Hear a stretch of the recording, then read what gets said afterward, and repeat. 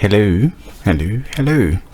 I'm moving on now to the next one of the top 10 Excel functions, and that one's going to be match. So what match does is it returns the relative position of a value in a range. If we go into the details, it then says match function searches for a specified item in a range of cells, then returns the relative position of that item in the range. Now, how you use match: you specify your lookup value and look at your array, and then you specify a match type. The thing about match type is that it defaults to 1, and I'll be explaining to you in a moment what that means and why you don't usually want to use that. So you have 1 or omitted for the match type. It basically again finds the largest value that is less than or equal to your lookup value. The values in the lookup array should be in ascending order.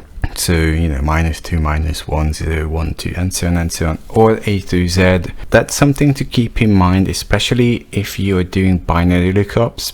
However, if you know what a binary lookup is, then I don't need to be explaining this to you, because then you're not watching this. So, either do not use 1, or make sure that your values are sorted properly, and then be aware of the consequences of what 1 can do to you. What most people tend to use, I think, is the match type being 0, which means that has to be an exact match to your lookup value. That also means that the values in the lookup array can be in any order.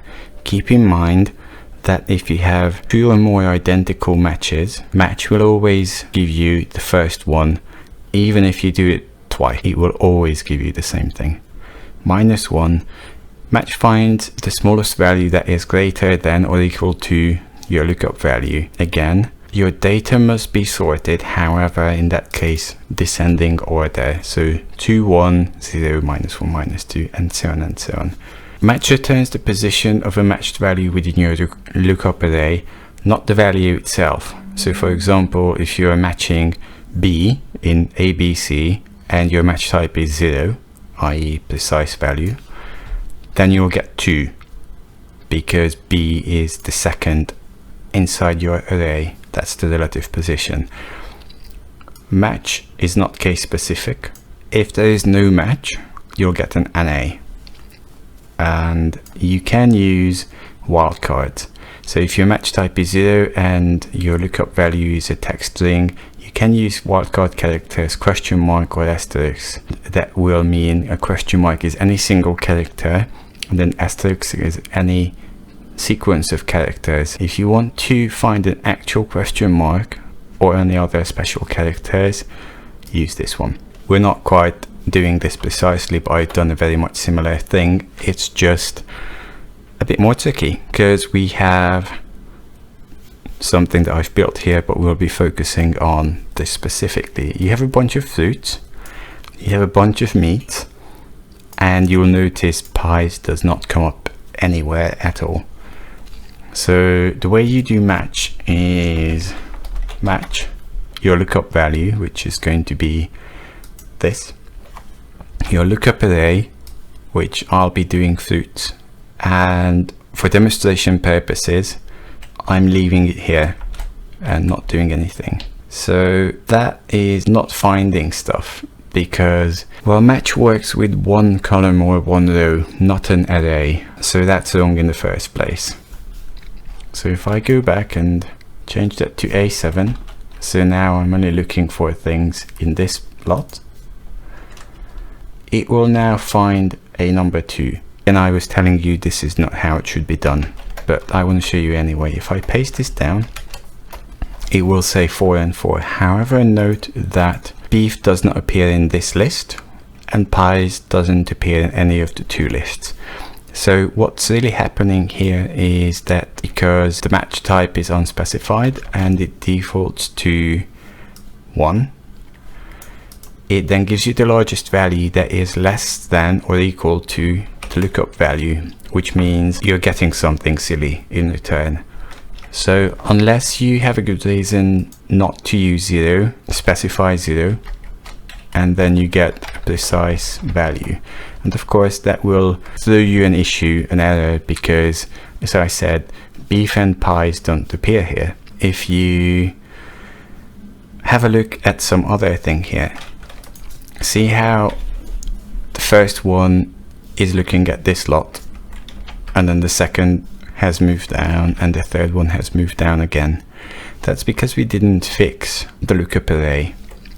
So even if I had these here, they would always say 2 and 2, whereas, you know, if you visually inspect it, you could say, well, apples is the third from the second from the top, and orange is the third from the top, and plum is the fourth. But because we haven't fixed it, and it always gives a relative position, and that has moved, it always tells you 2. So what you want to do is use F4 on your keyboard and fix your values, and then paste it down. That's how you use match for most things. Again, something I was doing here with the lookup, and I'll just copy these here and look at the other bunch of data, which is numeric, and it's 4.14, 4.19, and so on and so on. So if we do match,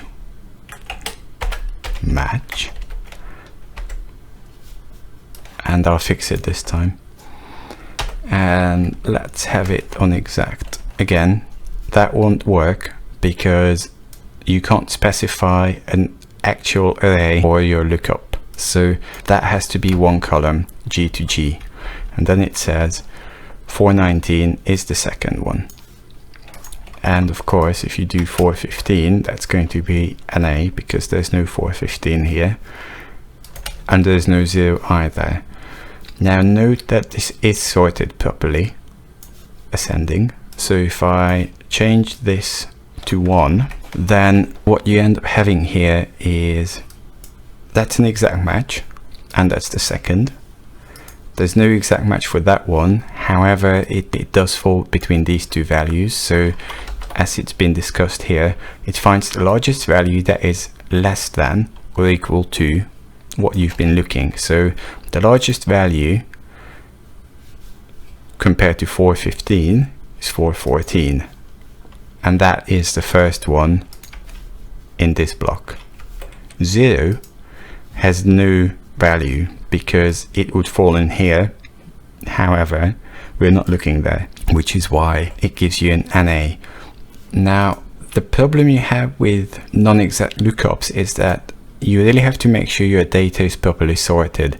If I now sort it in what's deemed wrong order, it throws the whole thing off, and you get all sorts of NAs because it's expecting your data to be sorted ascending. Keep in mind, either use exact match or make sure your data is sorted, and be aware of the fact that you're not using exact match. Okay, so that's match. It's not particularly difficult, just a few things to keep in mind. So I hope that was useful, and any questions or comments you may have, use YouTube, drop me a line. Thank you.